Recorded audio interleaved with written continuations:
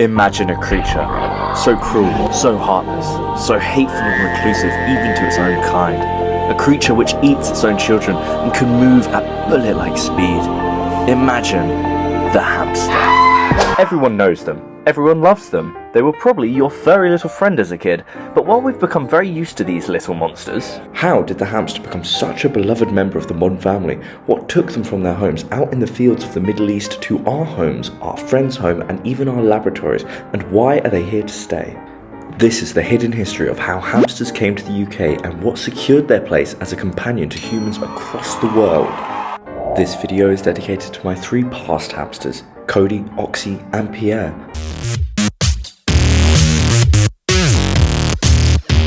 In this video, I will be primarily focusing on the Syrian hamster, also known as the golden hamster, but I will also mention other breeds like the Russian dwarf, winter white, Chinese, and Roborowski.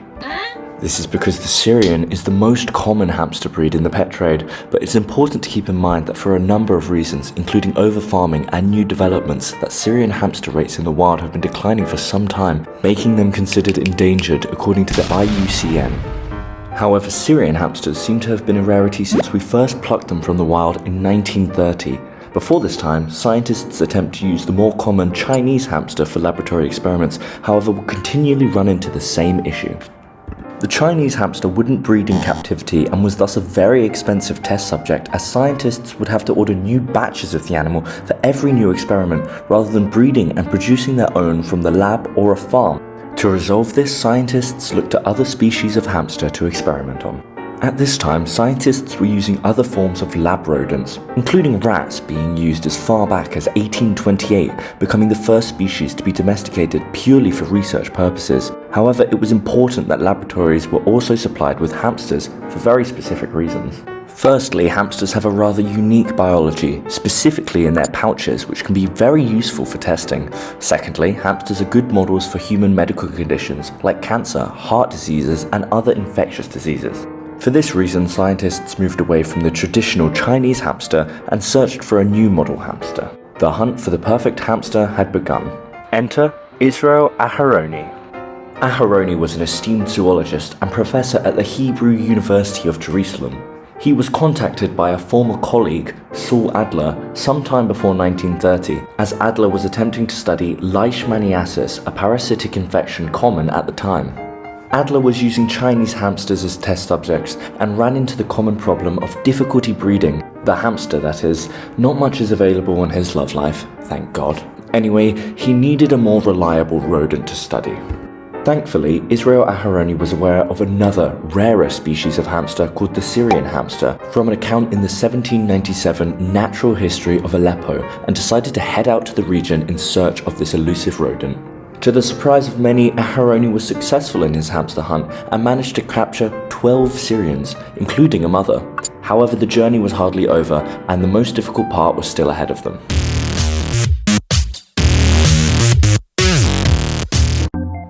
But before we continue, subscribe to Tour Through Time on YouTube. Every like and share helps me grow the channel so I can work on bigger and better videos in the future. After this, check out my other videos, like my documentary on Julius Caesar. Now, back to hamsters. On the way back, Aharoni held the 12 hamsters in a wooden box. Sometime through the journey back, he opened the box to check on his new specimens. Aharoni's account of the situation is both engrossing and eloquent. I saw the mother hamster harden her heart and sever with ugly cruelty the head of the pup that approached her most closely. Natural mother love led her to kill her dear child. It is better that my infant die than it be an object of experiment performed on it by a member of the accursed human race. He then explains the chosen punishment for the mother. When we saw this act of savagery, we quickly removed the murdering mother hamster, for she would surely kill them all, and put her in a bottle of cyanide to kill her. Aharoni's poor luck didn't end there. Somehow, before he returned to the university, all of the hamsters escaped the box. Luckily, he was able to recapture all bar one. When Aharoni and his team finally returned, he was left with just 9 of the original 12 hamsters. But hey, that's still better than 4. Wait, why 4? Aharoni left the box of hamsters with the head of the Hebrew University Animal Facilities, Hem Ben Maikem. surely a trusted individual in the keeping of animals.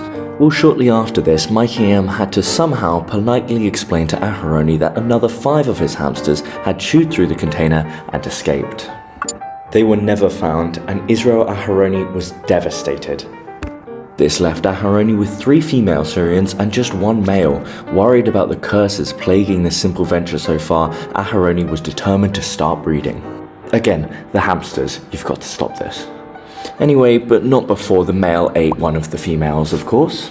After a lot of attempts and different methods, Aharoni was finally able to make the male breed with the females and was beginning to show a higher breeding success rate than the traditional Chinese hamster.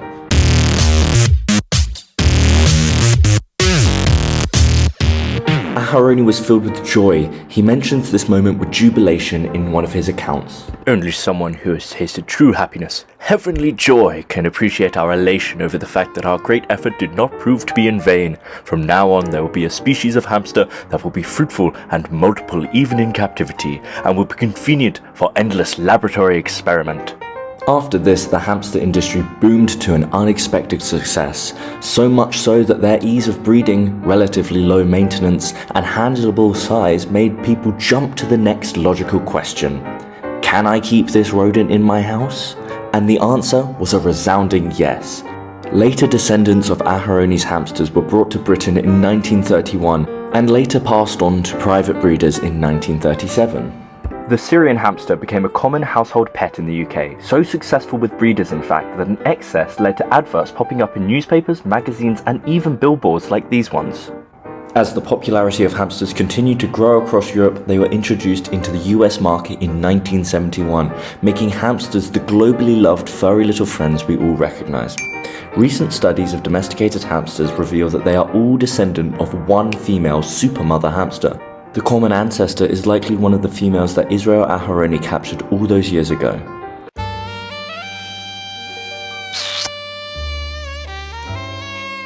However, it is worth mentioning that although the Syrian hamster is installed firmly as what we think of when we say hamster, there are in fact quite a few different types of hamster, with quite a few different types of personalities.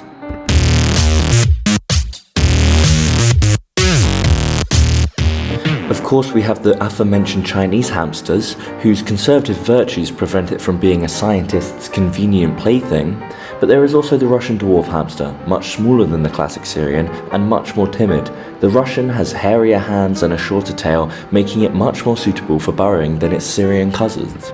Similar to the Russian dwarf hamster is the winter white hamster. The winter white is also much smaller than the Syrian, however this species actually changes colour throughout the year. In the warmer months, the winter white is a darker grey, whereas in the winter months it actually turns white. However, this can sometimes be hard to notice in captivity. Often confused for both the Russian dwarf and the winter white is the Roborosky dwarf hamster. This is because the Roborosky, or Robo, is a crossbreed between the two. Robos are the smallest, fastest and most timid of the lot, most likely due to only being introduced to the pet market less than 30 years ago. And honourable mention to the common European hamster. Due to its larger size and more aggressive nature, this little guy was never introduced into the mainstream pet market. And of course, because no one asked, the scientific names for all those hamsters are Mesocricetus auratus, Phodopus roborosky, Critel.